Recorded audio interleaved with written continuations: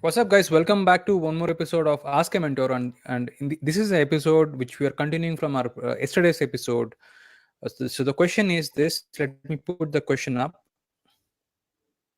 The question is, what is growth mindset? So if you're not watched it, please go to our YouTube channel and you can watch the first part of this show. So one, go ahead. Yes, so Kashyap, this is continuation to yesterday's conversation on growth mindset. So yesterday I covered two very important points. Today I'm going to talk about three more points which are very important for growth mindset. Now, when we bring a startup into context, right?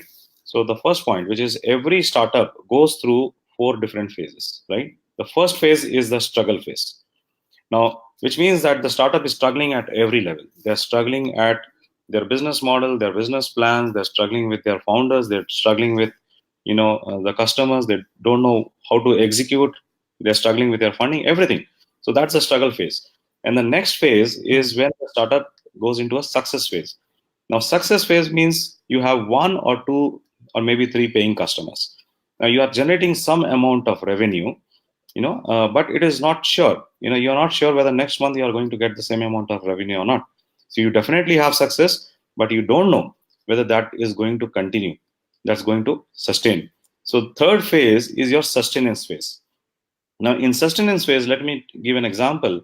Like suppose you are earning about 10 lakhs of revenue at an initial level, let's say for per month, and maybe out of that 5 lakhs is something which is predictable. You know that you are going to earn anyway, right? Hmm. And the other Hmm. 5 lakh is something which you don't know. You are not sure about it. So that 5 lakh is sustained now, and you are trying to see whether you can get more and more revenue in the sustenance phase. And you will have minimum 4 to 5 paying customers. And the last phase is your growth phase, where you start propelling and you make sure now you skyrocket. You actually start going exponential. So that's your growth phase. Now, the biggest mistakes which most of the startups do is they try to get everything done, more importantly the funding part, when they are in the struggle phase and when they're in the success phase, right? Hmm.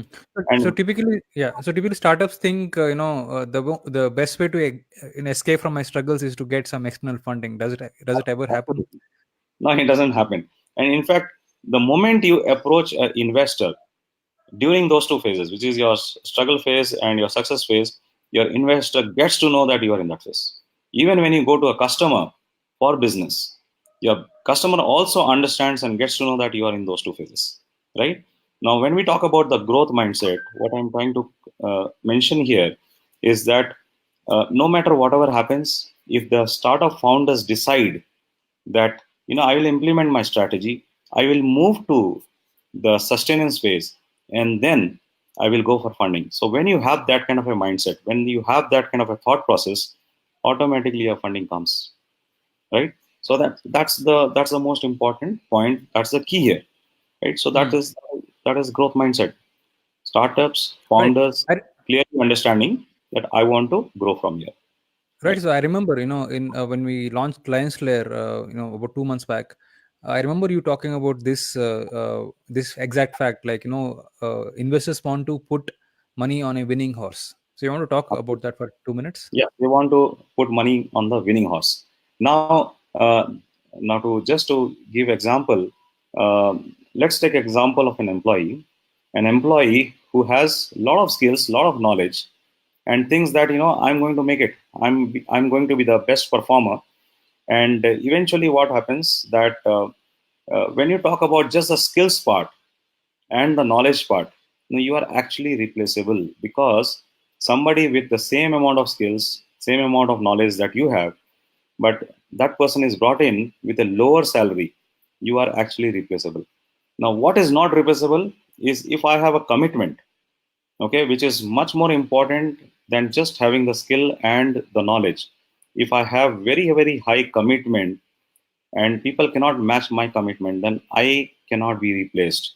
Now, when we go through these four phases, the second very important point here is that, do I have the commitment to make sure that I'm moving from the struggle phase to the success phase and then to the sustenance phase? So that commitment is going to the very key here. And When a startup founder or a team has this commitment, then obviously they are in a position to make sure that they are able to grow Right. from So, it. Someone, if you're listening, guys, what's happening right now is there is an internet issue right now. So, if you are done with your point, I'm going to like assume that you're listening to me, and I'm going to end the episode here. And if we need to do this one more time, we'll try to do that. So, guys, if you're watching this, this is Ask a Mentor, and if you found this useful, please leave a comment below. Would like to know what you think about what we discussed today.